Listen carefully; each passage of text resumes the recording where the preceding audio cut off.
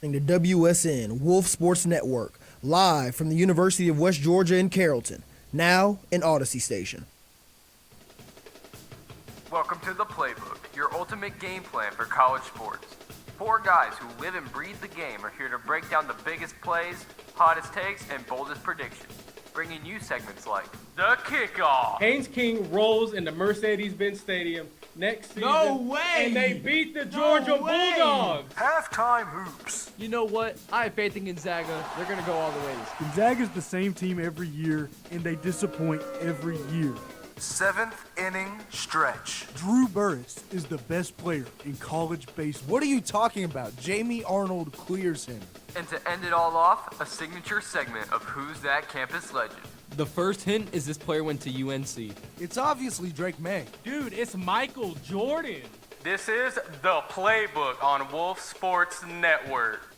What is going on, everybody? It is your host today, Jackson Voles. Welcome to episode 6 of The Playbook. I am joined by the most amazing cast I can do the show with. JT Groves, Brandon Dyer, Aiden Abe. How's y'all's day? First back from, last week we had renovations, but we're back, baby. Are you all excited? I'm excited to be back, excited to have this show and show you guys what we've been cooking up over the past 2 weeks. Yeah, I'm so glad to be back.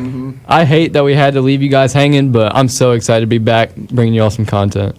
Yeah, ready to talk all of the big news. It's been a big news week for NFL and for college baseball. Or not NFL. NFL draft. NFL draft talk. College football transfer portal. Sorry. Well, we're not a pro sports show. We're a college sports show. But related to that, let's get into some college football. The Playbook has won the coin toss. They've elected to start the kickoff segment of the show.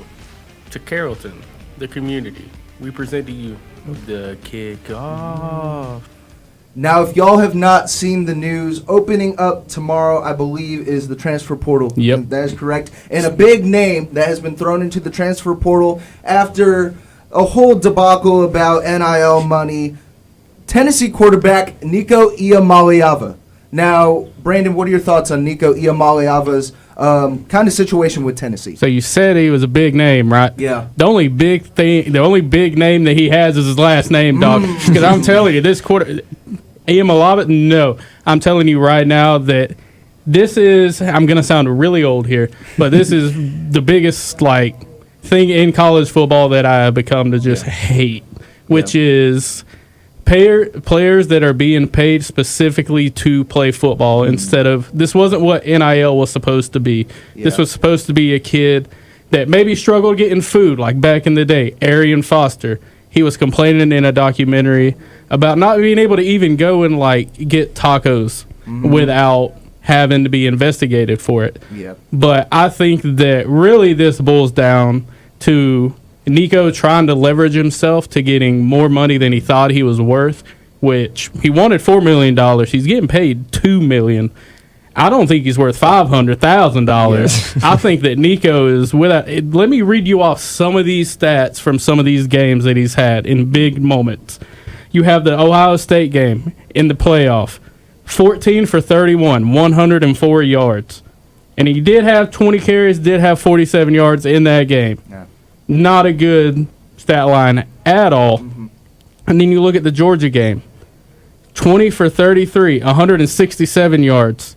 0 touchdowns, nowhere on the board. And then you look at the Alabama game, and he had 14 for 27, 194 yards, a touchdown, and an interception. So he is not even producing close to what a good quarterback should be producing on the stages that really you want your quarterbacks to produce on. Yeah, I like what you said about you think he's not even worth $500,000. Absolutely not. You're already getting paid $2 million. You're not a great quarterback. And you're trying to get $4 million. I agree with Tennessee in declining that deal. I agree with Brandon too. I don't think he's worth $500,000. But this led to Nico not showing up to his team meetings or his practices, leading to him exiting the team. And this leaves Tennessee with two quarterbacks, a redshirt freshman and a true freshman. Now, Tennessee's going to have to do something in the transfer portal if they want to be able to compete next year.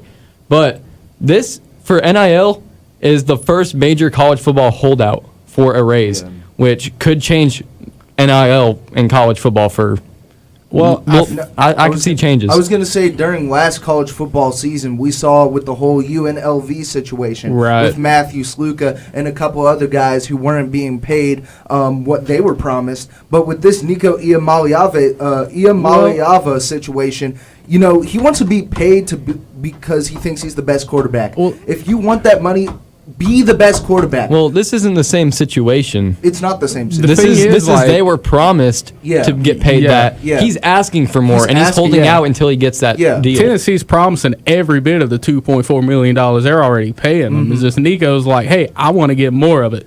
And he's not worth more. No. Oh, definitely not. He's not even worth a quarter of what he's getting paid right now. I want to play devil's advocate here for Nico, guys.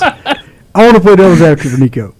This is a guy who is worth $4 million because there are teams that are willing to pay it. If somebody's willing to pay for it, you're worth it. There's not a team that's willing to pay him $4 million right now. Absolutely not. It's the thing with North Carolina is if they bring in Nico, that's not even the craziest thing that's happened in the offseason for North Carolina. Yeah, I don't know. Like they brought in Bill Belichick, so he may know a thing or two about paying players.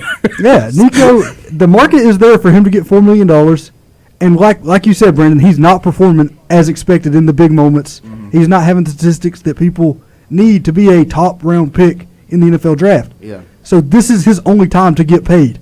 I can understand his urgency to get what he can right now because he doesn't have 15 years in the NFL ahead of him probably. Yeah. He's got 4 years of eligibility. If he gets $4 million a year, he can make $16 million right here and set himself for life. He's going to have to do 20 years in the NFL as a backup to make that. This is his only opportunity to make the money for his entire life. That's the thing with UNC getting Bill Belichick. Bill Belichick's known for going after good players. I mean, he had the greatest quarterback of all time on his roster. Like, obviously he knows what he's doing. He's one of the greatest coaches of all time. Maybe he knows what he's doing. Maybe we're just thinking that, he's paying him and they're trying to get too much for him. Maybe Bill Belichick knows something we don't. Now, for being a top destination spot in the transfer portal, I mean, you see, again, you have a prominent name like Bill Belichick, who's now the head coach over at North Carolina. If you bring in a guy like Nico, I feel like more players along those lines are going to follow traction over to North Carolina due to these, I guess, repercussions. I would put it as. I mean, a team goes with the quarterback. If the quarterback is. If there's a lot of hype around a quarterback, there's a lot of hype around the team. Now, I want to ask any of you, Nico, what other quarterbacks right now in college football heading into the 2025 season deserve more money than Nico Iamaleava? Given how bad he really was last season, I'd pay Carson Beck more than I would Nico. I absolutely would. Why would you not? He's at least shown that he can show up in a big stage. Well, as a Georgia fan, I love Carson Beck, but I don't know about that. Yeah, I think he's over Nico. Nico was in his first season. Bad quarterbacks still. Nico, I'm not saying Carson Beck's a very, very good quarterback. Neither of them are. These are still like average quarterbacks. Here's why.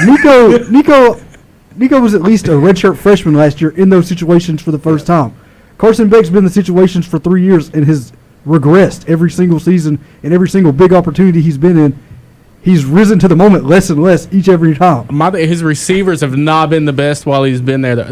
Dude, his receivers he's got 5 stars all around him. Anything. Are you talking about Arian Smith? His receivers couldn't catch anything around him last year. Like, as a Georgia Tech fan, that hurts for me to try to defend a Georgia player. But still, I still think Carson Beck is still way better than Nico Iamaleava.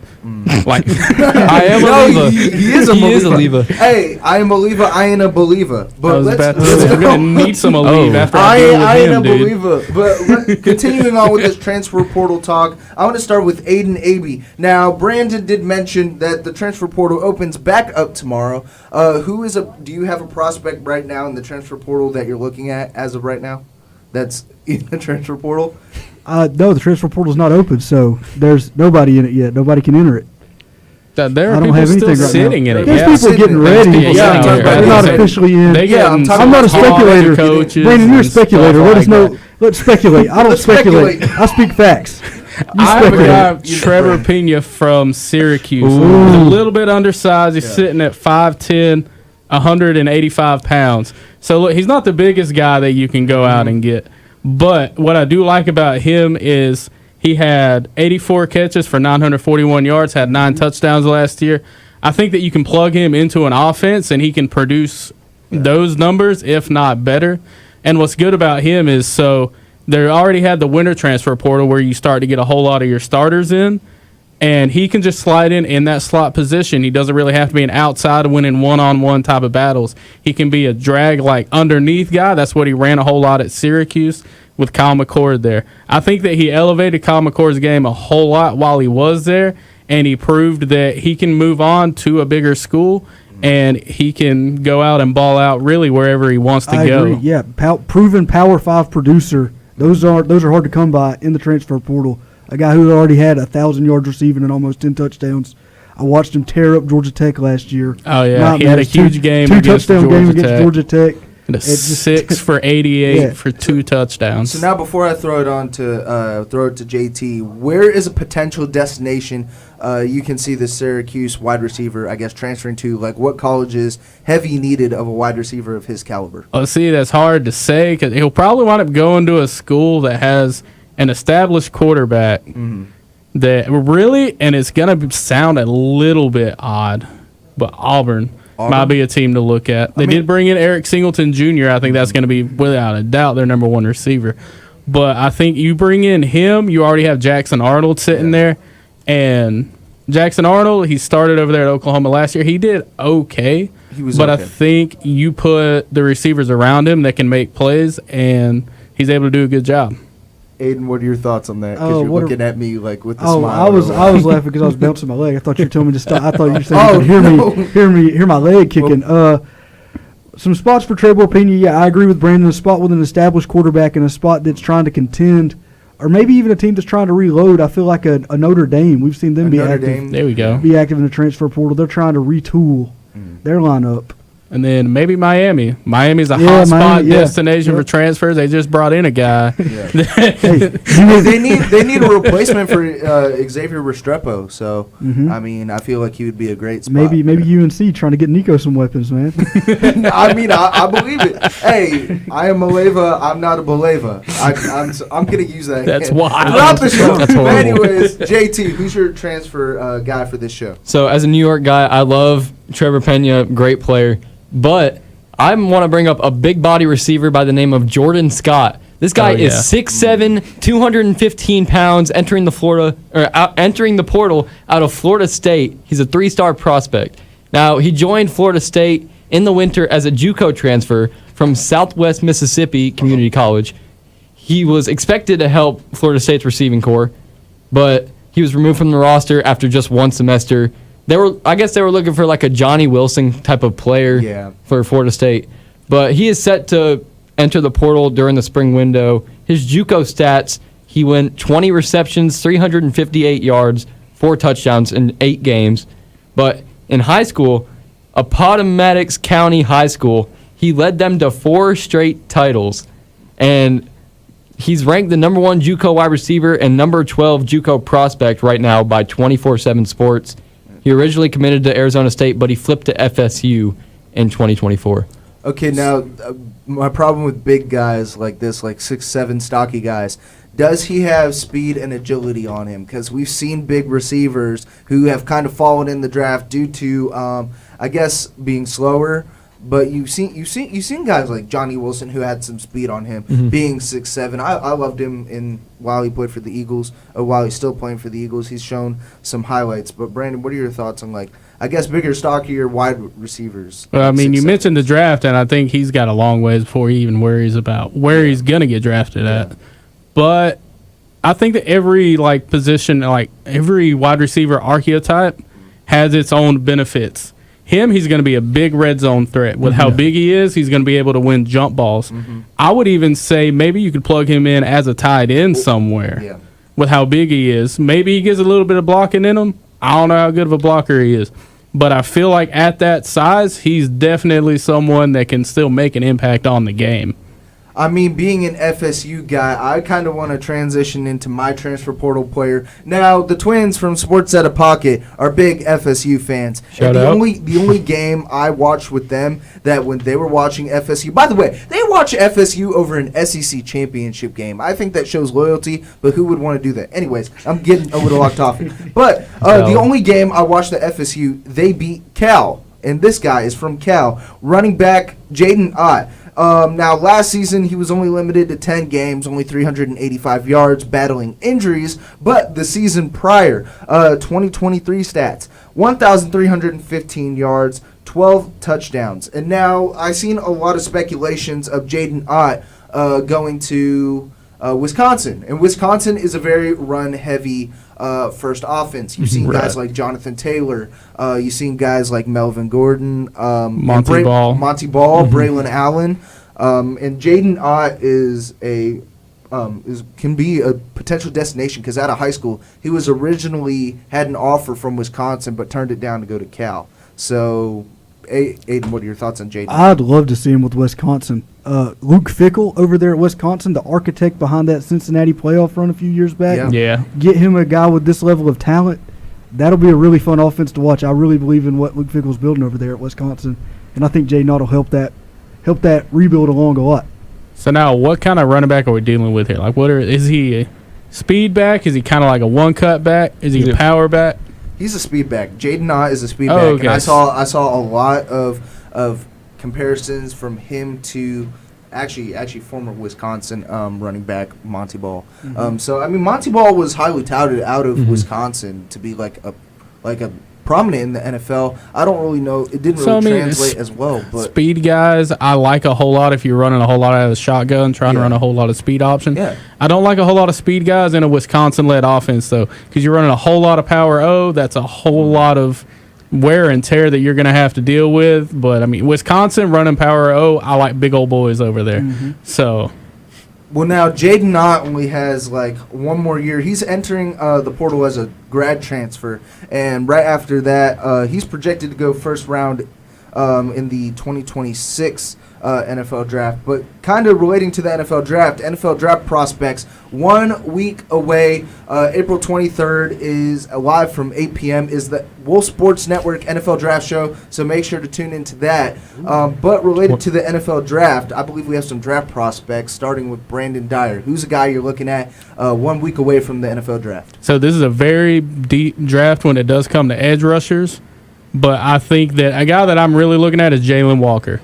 I think that in this class that's full of edge rushers, Jalen Walker, I think, in my personal opinion, could wind up being the very best edge rusher that is taken in this draft. Over Abdul Carter? I think that he's the best Georgia outside linebacker that I've seen when it comes to Alec Ogletree, Jarvis Jones, Travon Walker, and Justin Houston that I've seen at Georgia play. I think that he's the best one out of that group to come out.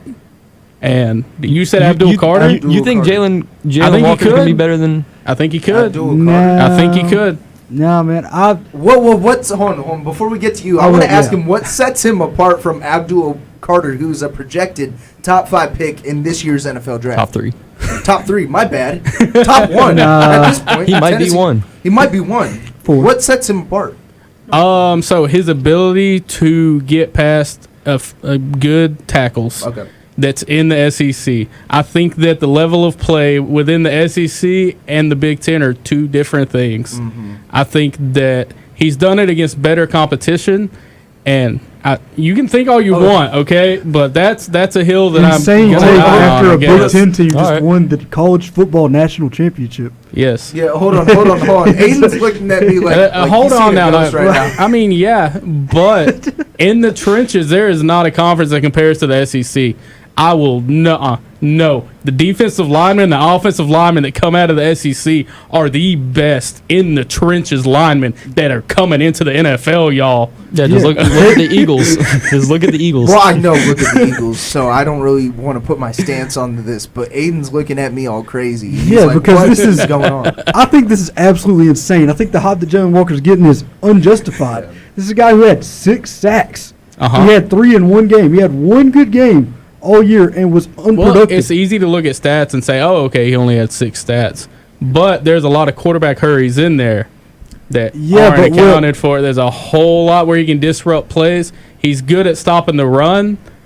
But Abdul Carter is an edge rusher who had 13 sacks. Yep. Yeah. Mike Green, 17 sacks. Donovan Mike Izuri, Green's and Marshall.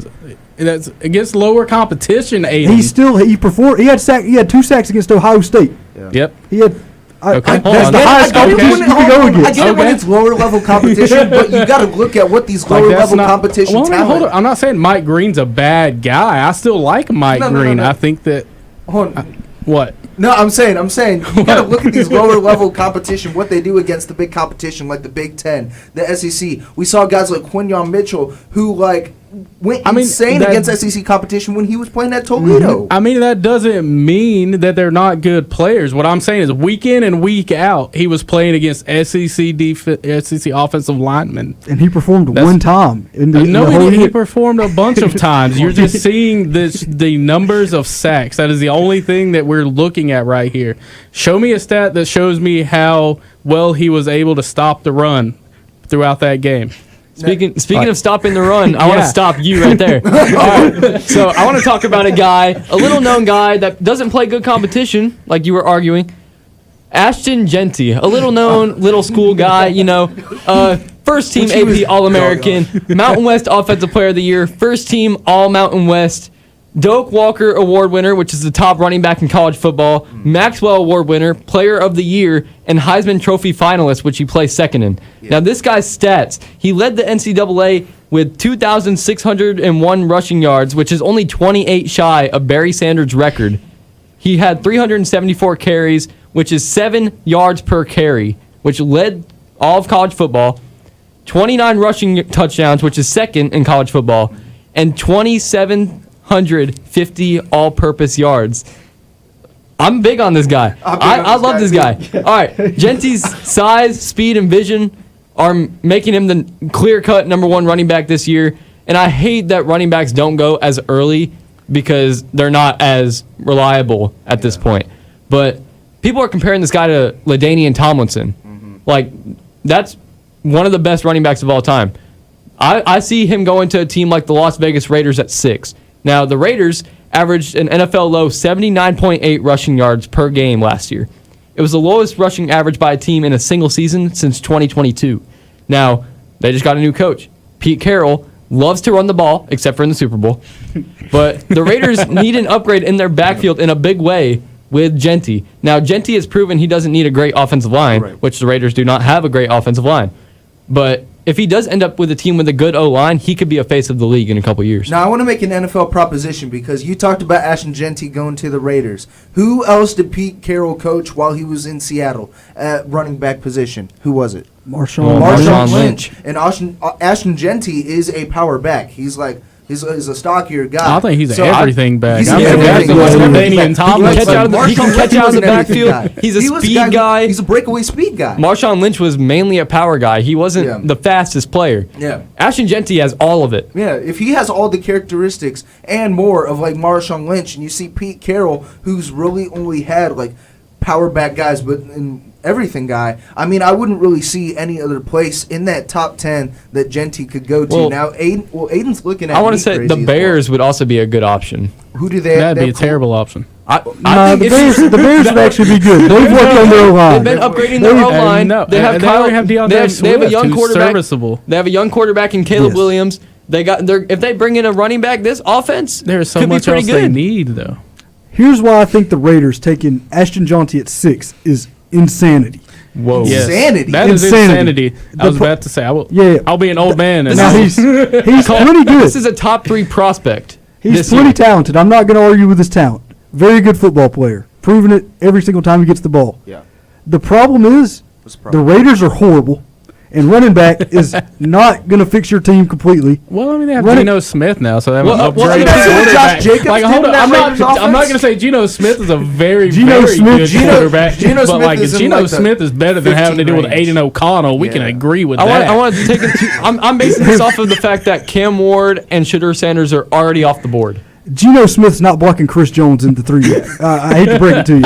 Chris Jones is going to have 15 tackles for loss no matter who's running the ball against the Raiders this year.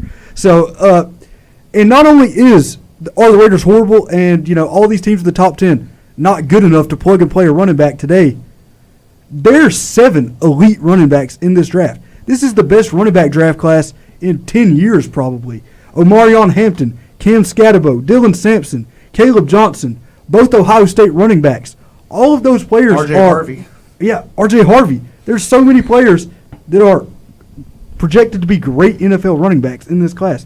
You might not be able to get a Jaunty. They can't lead an offense like Jaunty could. Yeah, they can. Scatterbo, Hampton, Sampson, Johnson. What Scatterbo did in college, he's not going to be able to do in the NFL. I'll tell you that right now. But Ashton Jaunty can. You just project him to be able to, but yes, the other guys I do. Can't. Have you seen him? These are all guys that can lead an offense and have shown that they can. There's 8 running backs in this draft class who you could have lead your offense, I think. If Scatterbo had as big of an impact as Jaunty did, Scatterbo would be a first-round pick. But I've seen a lot of projected mock drafts of Genty going as high as 4. But speaking of 4, when we get back, we're going to go quickly into an ad break, show some love to the other shows. We're going to be talking about a Final Four wrap-up and what happened in this national championship. We will be right back. Yo, this is JT Money, and you're listening to The Playbook on Wolf Sports Network. We do not affiliate with Disney Channel in any way. Wolf Sports Network is content heaven for a sports fan, but their show Sports Pack is my personal favorite.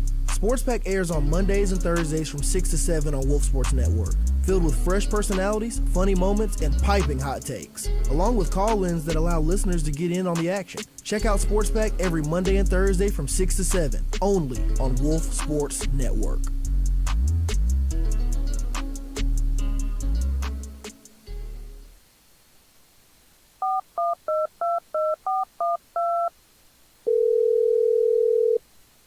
Hello? Hey there, sir. Have you heard the news? What news? Sports Pack is back. That's right, ladies and gentlemen. The start of a new semester means that Sports Pack is back on Mondays and Thursdays from 6 to 7 here on Wolf Sports Network.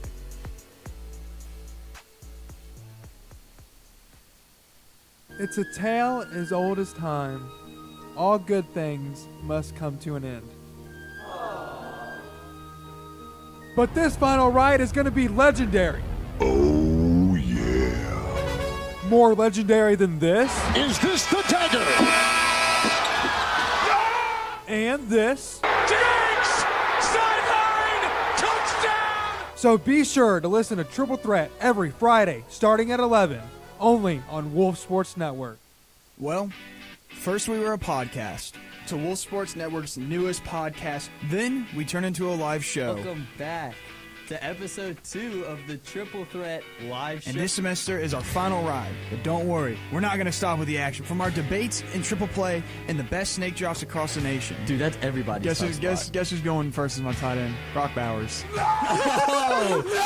You don't want to miss out, so tune in every Friday from 11 to 12, only on Wolf Sports Network. College students who binge drink alcohol at least 3 times per week were roughly 6 times more likely to perform poorly on a test or project as a result of drinking. That is why the Crafty Rabbit Meadery has joined Wolf Sports Networks and Wolf Radio's Drink Responsibly campaign to remind students drinking should be done responsibly and in an environment that discourages overindulging. Faculty won't take hangovers as excuses. Wolf Radio and Wolf Sports Network are proud to help reduce the 21% of adults with low literacy skills. We are collecting new and gently used books for every UWG pre-K student monthly. Give today by visiting wolfradio.com/book drive. That's wolfradio.com/book drive. Sounds like it's not just. I think you're part of that. I might be part of that. You might be part of that. I might be part of that as well. But let's get into some college basketball.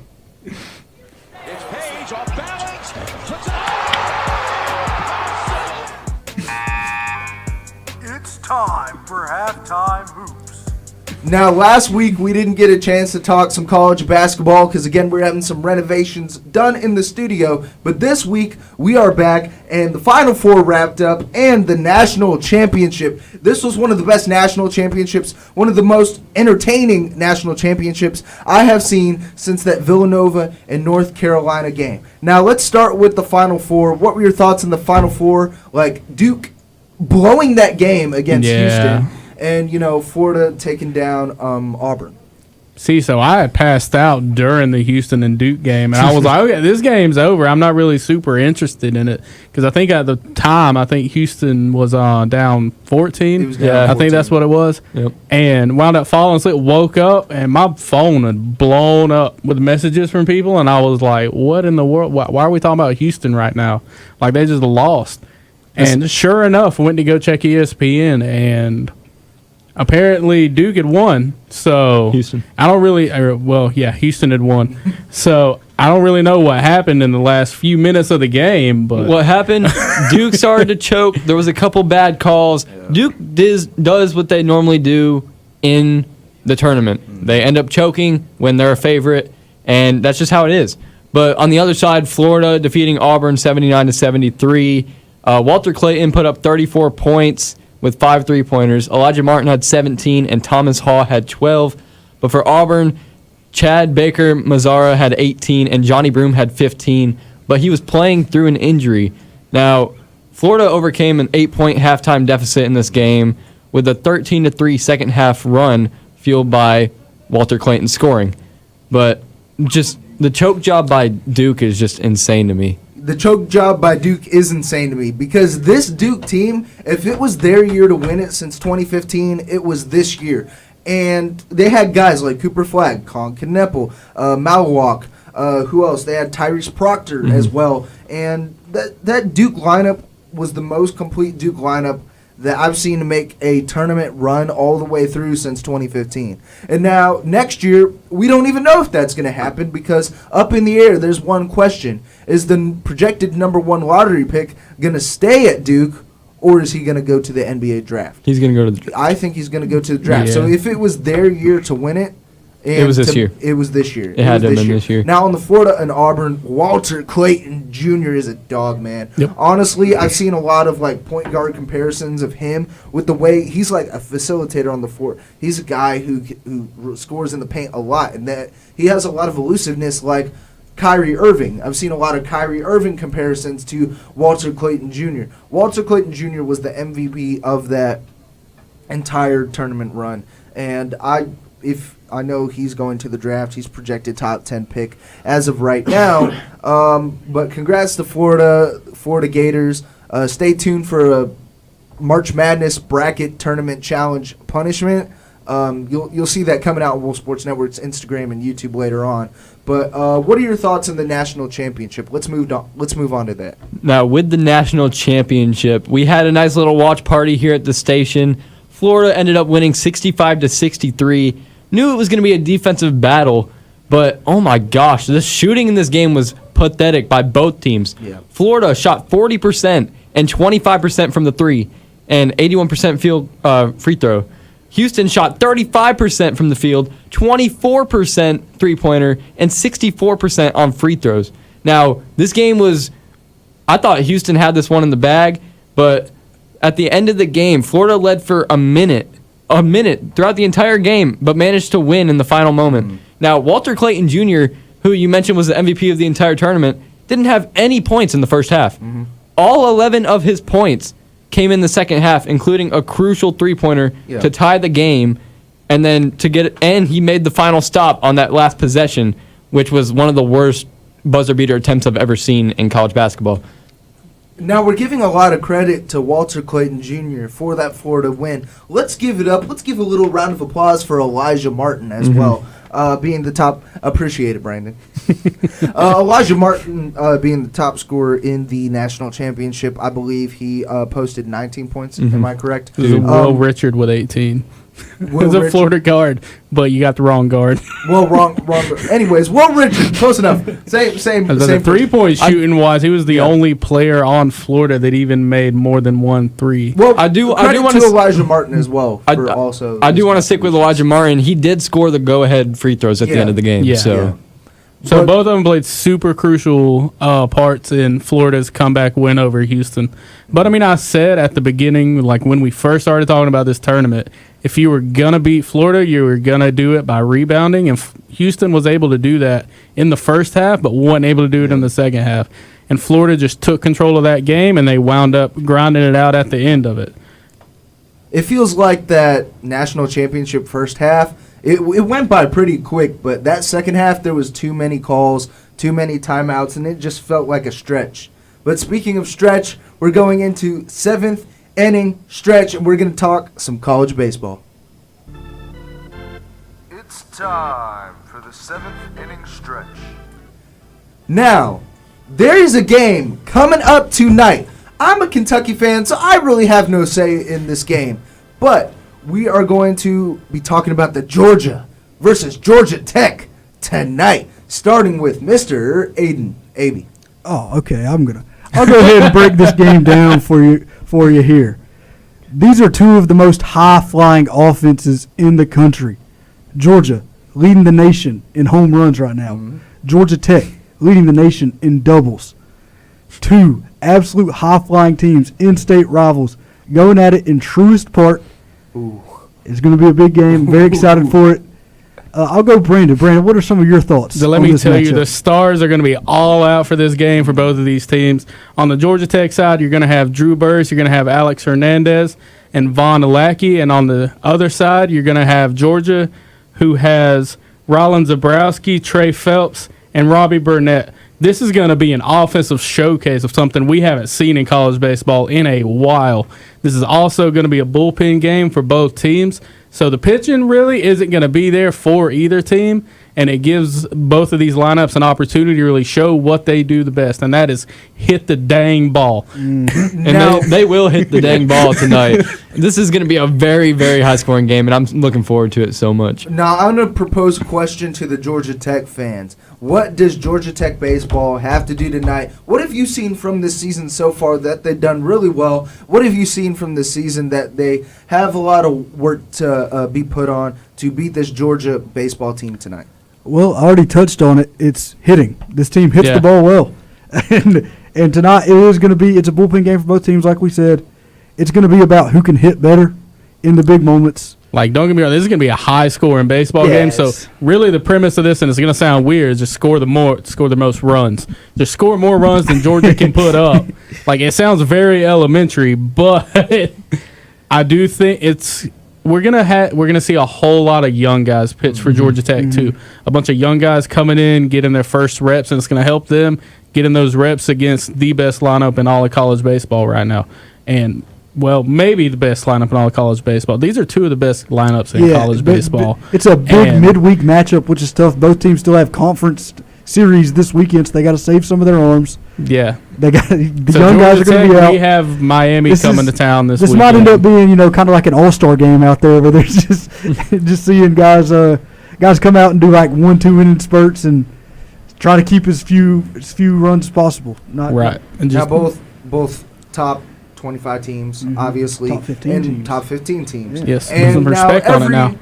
every time we do a show, we always bring up the updated rankings for college baseball. Now, JT, tell us a little bit about that this week. Now, with you guys mentioning the Georgia Tech Yellow Jackets, they did move up from 18 to 14 after sweeping Cal this last weekend 3-0, which leads to a great matchup tonight right after the show that they already talked about. 7 o'clock.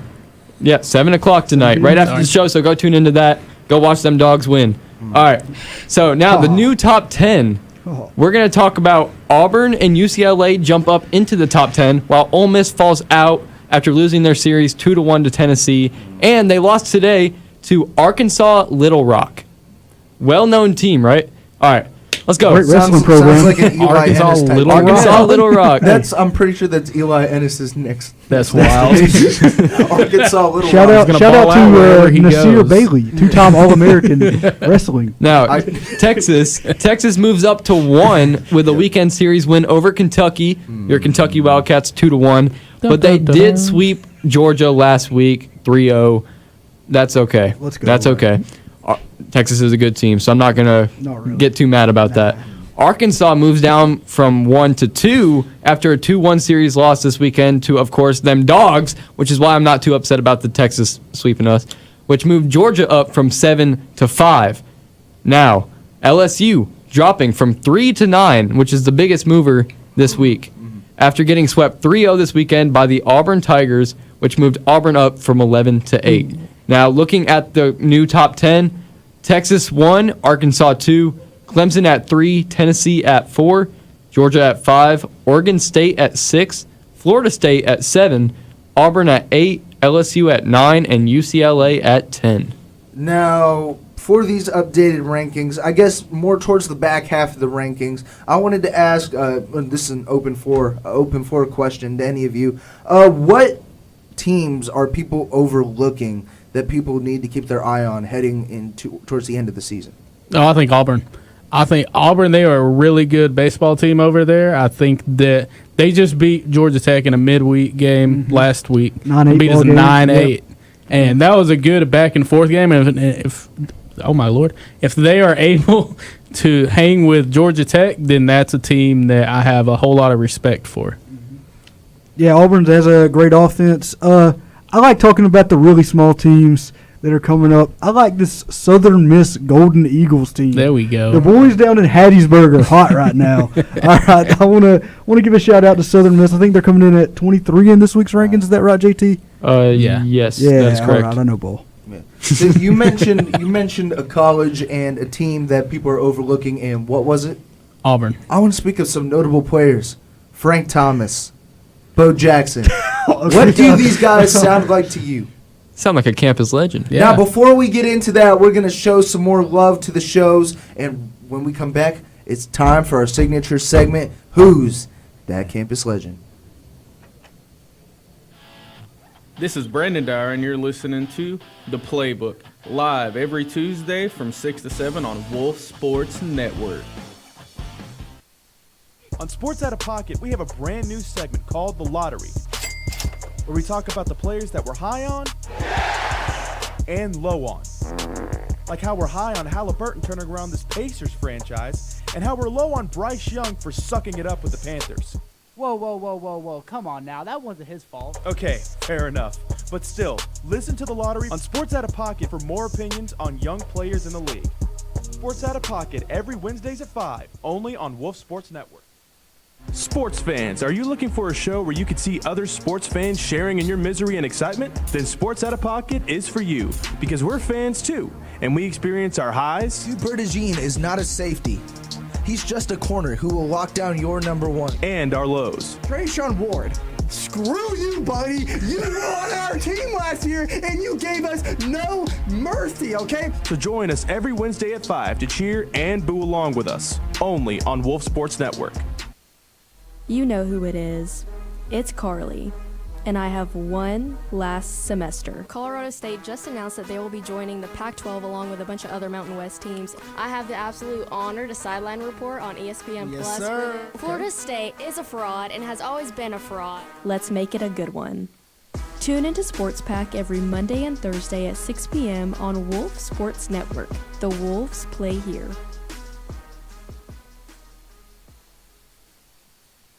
Wolf Sports Network is content heaven for a sports fan, but their show Sports Pack is my personal favorite.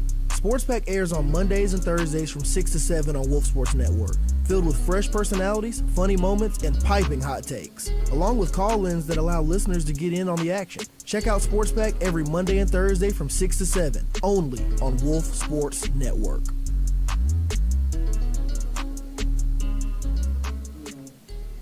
In a recent survey, almost 53% of full-time college students ages 18 to 22 drank alcohol in the past month. That is why the Crafty Rabbit Meadery has joined Wolf Sports Network's and Wolf Radio's Drink Responsibly campaign, reminding you there is no drinking under the age of 21, never drink and drive, even if it's one beer, and add food and water when you drink so you don't end up texting your ex, which means know your limits. Wolf Radio and Wolf Sports Network are proud to boost literacy rates with our pre-K book drive. Our ongoing book drive will provide a new or gently used book to every child at UWG's Pre-K Monthly. Give today by visiting wolfradio.com/book drive. Together, Wolf Radio and Wolf Sports Network will make a brighter future. Visit wolfradio.com/book drive. Are you in PK? Are you in PK? But if y'all didn't know, we have merch. When it comes to fandom, nothing matters more than the fit. The logo you wear solidifies your love. Now you can be a Wolf Sports Network fanatic with our brand new merch store powered by Osier Apparel. Visit wolfsportsnetwork.com and click About. Now it's time to get into Who's That Campus Legend. Reggie Bush, Johnny Manziel, Jimmer Fredette, Christian Leitner. What do these guys have in common? All these players know what it's like to be a campus legend. Welcome back to our signature segment, Campus Legend. I'm going to read off the standings heading into episode 6. Right now, in first place, y'all will never guess who made a Mario Kart type of comeback after missing the first episode, by the way. We didn't get bananas to throw back at you. 20 points. Jackson Voles is in the lead. In second place, we have Mr. Brandon Dyer with 15, Aiden AB with 13, and JT with 5. I'm not here. Bringing up the rear. But we're going to start with Aiden AB, since you missed last episode. All right, I'll start it out. We ended last segment talking about Auburn. My player went to Auburn. You should have named a different college. We had to talk about Auburn. This player went to Alabama. That'd have been awesome. Yeah, but that's not as good of a segue, JT. I'm a genius. All right, no guesses here? No, for me. I don't got Okay. one. Next up is the position where he played quarterback. And he's Jackson's a ready. legend. An Auburn quarterback? Tom Brady. A legendary Auburn quarterback. Jackson looks like I'm he's walking locked It in. can't be that easy. I'm walking in, by the Legendary way. Auburn Can't be quarterback. that Yeah. easy. I got one Are guy we in are we mind. reading too much into this? Legendary. I'm walking in at 4. Okay. Next is his draft position. Yes. He went undrafted in the 2015 NFL draft. I think I got it right. Undrafted in the 2015. I think I actually got it right. Oh, this is gonna be wild if he got it right. I think I actually got it Oh right. my! So I got to think of those 2015 off it. I think I know who it is. I think I got it. So Brandon's locking in. I'm logging in. Yeah. Locking in for 3. Next. Wait, what's his years played? His in the years league? played. Okay, he played from 2015 to 2018 in the NFL, and 2018 to 2023 in the CFL. Oh, I like this. think I did get it right. I like this pick by you, Aiden. Great. Give me the last Just you, turn. JT. Okay, he played for the Jaguars, the Jets. Oh wait, a UFL season. 2018 was a UFL season for the Arizona Rattlers, and then the Saskatchewan Roughriders from 2018 to 2023. All right. I'm just making a guess because I literally don't know what else to do. All right. This is really funny. All right, can we throw up our guesses? I would love to see your guess, At Jackson. number 4, For 4 points. Sean McGuire. Who is Sean McGuire? No, Wait, that is not. No, that is not. Oh, okay, no. It's not All right, Sean McGuire. am I next? I'm gonna go It's with over to you. Nick Marshall. Nick Marshall is correct. Let's go. 2014. Look up Sean McGuire. He's a real person. I promise you. I promise you, I'm Sean about to say he McGuire. might be, but he's not a campus So legend, buddy. that's 3 points for Brandon. Yes, and I put Mark Sanchez. Mark Sanchez. Mark Sanchez went to USC. Sean McGuire. Mark Look up Sanchez. Sean McGuire. Sean McGuire, English American actor who has been professionally making films Sean for over McGuire is 40 a real years. football That's player. wild. I promise you. That's promise you. wild.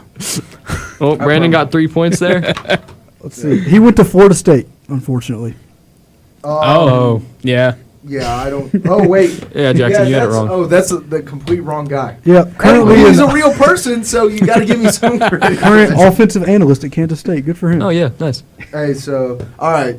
Brandon, since you're the only one who got it right, I'm going to throw it to you, actually.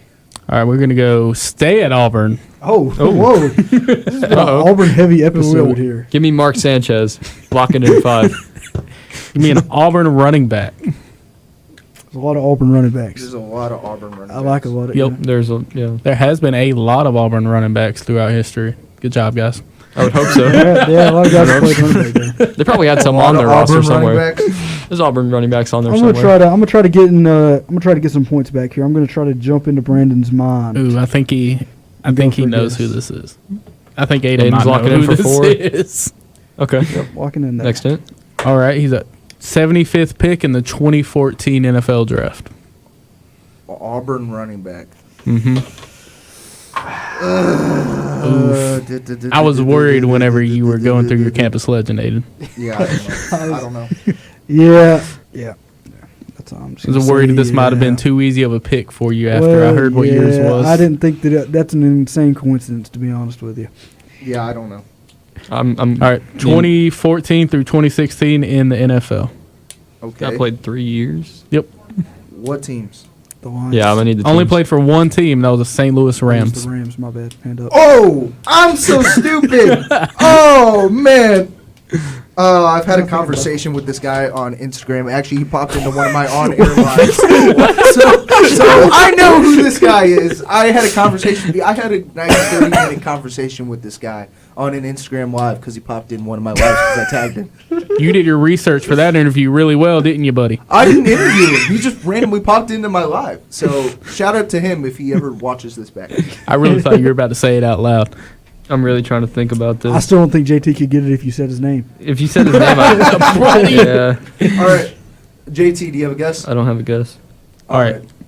Let me see. I'm gonna be so mad if Let me see what Aiden put first. I want to see what Aiden put. I threw down Tank Bigsby. No. That's a good guess. Great Auburn running back. That's the time that was a good guess. Wait, Yeah. so Brandon, I can just throw up like Yeah, now Jackson, let's see what Trey you Mason. got. It is Trey Yeah. Mason. Yeah, I wouldn't have got Trey that. Mason. I wouldn't have got that. Trey Mason, is a for Ram. 1 point. For 1 point, Jackson. Yeah.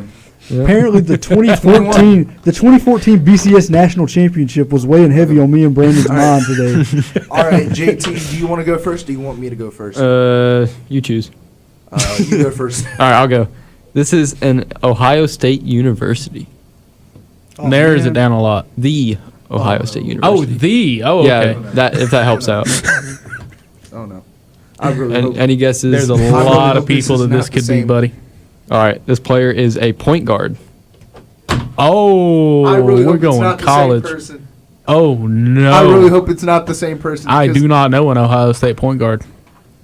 Sorry, I just about wrote down an Auburn point guard because my mind is so on Auburn for some reason. I about wrote down Sharif Cooper just now. I was like, dude, I got it. This player, do we have a guess? No. No? This player went 4th overall in 2007. Oh, so it's not the same guy. Oh, man. Okay. Okay, I was about to do a whole nother one because. All right. In 2007? Yes. 2007, 4th overall, NBA draft. Out of Ohio State. You should know Any this. guesses? Yeah. Brandon, this is your era. What do you mean this is my The era? 2000s is your era. You Whoa. should know this. What? Yeah, Brandon, Well, weren't I mean, you I like was 11 at the 25? time, so. I was 1. I was 3. Yeah, 2, 3. All right. Any guesses? No? No. He is still playing. So 2007 to Oh, this is a 2025. veteran. Ohio State point guard. Veteran 4th overall point guard. in 07. He's still playing in the I'm NBA. not going to put a name down yet until you tell me what teams he played for. Yeah, But me too. I'm going to wait. Uh, I'll take some teams. no guesses? Yeah, once I'll take I some hear a teams. team, then. Oh, yeah. The teams should give it away. He played for the Grizzlies, Yep, I got Jazz, and Timberwolves. I got it. Did not know that this young man. So, Old so man now. Grizzlies. Went I think JT saw me mouthing it. Grizzlies I think and you what? nailed it. I think you did. Grizzlies, Jazz, and Timberwolves. And this is this Don't give hints. Oh, whatever you're okay. doing. this for 1 point. This is for 1 point. Yeah. Everybody's locking in for 1. Yep. I think I got it. This seems to be correct. He saw me write it down. I didn't see you Alright. write it down. What? All right. All So right. we got it up. Go ahead and everybody flip their boards. Mike Conley. Mike Conley. Mike Conley. He had Miles Miles Conley. Conley. Oh, Miles he doesn't know Conley. ball. Miles Coney. Miles Oh, dude, see that? And you had Mike Conley? I had Mike Conley. Miles Coney does not count. If you say so. If you say so. I forgot the L in the last name. I knew it was Conley. I was trying to think of his first me and him name. got 1 point. I really did look at your board, Jackson. Did you actually? No. Oh. I was like, All right, all Jackson. right. Yeah, I was really, really scared after you said Ohio State point guard. The first one, Ohio State. Figured. Oh, No, was it a guess. point Second guard? one. This is crazy. We both. That's wild. We went over and Second over one. in Ohio State. Mike Second Conley. one, point guard. Third, This is he went insane. undrafted. Oh, this is Oh, gosh. I'm lost. He went undrafted. I'm lost in Yeah. the sauce on this one, buddy. In 2014, he went undrafted, but he signed. Hold on. What are we doing? He signed as an undrafted free agent. To a summer league team. So does that count? Oh my gosh. This is- To a summer league. This Did is he a- ever? Hold on. Did Yes. he even make it to the NBA? What He years never did he made pl- it to the NBA. He Well, never hold on, made hold it on, to the hold on, NBA. hold on. Hold on. I'm What? questioning if this is a campus legend. Nick Marshall never made it to the NFL. So Nick Marshall. Yeah, he was on the Yes, he did. Jaguars. He was on the Jags. Yeah, he was on the Jags and Well, the Jets. Well, this fine. Plus, he won a I'll say- national championship. He Did didn't this win. guy He- win a he national lost. championship? He might have. That's he might why have. I loved He Aiden's might have. pick, Yeah. because it was a national All right. champion All quarterback. right, what's the next one? He could have been on this Years Mike pro? Conley, Ohio State. Years pro. Years played. Yeah. 2015 to 2020 in the Eurobasket, but in 2014 he played for the Warriors Summer League. He was on the same. God. He was on the same team as Mike What is Conley. this player? No, he wasn't. He That was wasn't? 07. No, yeah, this was Oh, you're right. 10 What am years I later, talking about? 7 years later. And Is then, this guy currently in your DMs, Jackson? No, Is this somebody that you slid in his DMs? no, this is an actual person. This is an actual person, bro. I promise you. This isn't like a fake person. You're gonna know who this is after I say it. No, I'm about to walk out. Yeah. and What teams protest. did he play for? He played for. That's what he just said. Yeah, the 2014 he played Warriors the summer 20 team. The 20. He also made the 2016 Warriors summer team. But he played for the IKEA Basket Trento, AS Monaco, Buru Sanost Voli, and the IKEA Basket Trento. He won a French Cup League, so in the two-time NBA G League All Defensive First Team. Why is everybody staring at me? Buddy, this is a. All right, I'm give you the deeply guy. unhappy. I'll give you the guy, Aaron Kraft. I'm guess. Who? Nobody knows who Aaron Kraft is? I actually had him wrote down. This is the Steph worst. Curry. campus That's Steph legend. Curry. Aaron Kraft is anybody in the comments, if anybody's watching know who Aaron Kraft is, the pivotal point for the 24-hour Joey. Anyways, JT, do you have the updated standings? So the Hold on, final. let me- now? hold on. I'll put up Aaron Kraft's stats from college, and we're gonna see. We're gonna see We're if this gonna guy see is this a dude- campus legend. Oh my! This dude averaged 9 points a game Jackson. and 4 assists. Well, look at his accolades. Jackson. Look at his accolades in the top right. He's not a legend. His team was. He was a legend. He did bro. win a Big Ten tourney MVP. Yeah. Oh, So you okay. know. Okay. Okay. He's a Okay. campus, he's a campus legend. And that's it. His best season, he averaged 9.8 points as a 10 senior. points. You know what? This is an experiment. We're gonna go to Ohio State University and just ask random players. or Stay random tuned for people our that next are there. They know who that experiment. is. We're all Random going to people take that know a who flight to Aaron Columbus. Kraft is. Anyways, JT, All right. read off the final standings. So before the we final go around. standings. In fourth place we have me at 5. In third place we have Aiden at 14. In second we have Brandon at 18, and Jackson in first at 22 points. Honestly, Creeping on you, buddy. I still think Brandon's that making a comeback. I I'm think about to Brandon say. could make a comeback. I don't think I'm so. making a comeback You too. just wait till I But- get that blue turtle shell, dog. Y'all look up Aaron Kraft when y'all get home. I just did. He had 9 points a game. Aiden, He was- Aiden, he was- you don't understand. You don't understand the lore and the magic behind Aaron Kraft. But unfortunately, that's all the time we have for today's episode. Make sure to tune in tomorrow to Sports Pack at 6 p.m. And Friday, make sure to go check out the Triple Threat Boys. Oh, wait, tomorrow, Sports Out of Pocket. I'm so sorry. That's your own tomorrow, show. Sports Out of Pocket every Wednesday at 5. Thursday, we have Sports Pack at 6. And Friday, we have the Triple Threat Boys at 11. But for JT, Brandon, Aiden, and myself, Jackson, we will see y'all next week.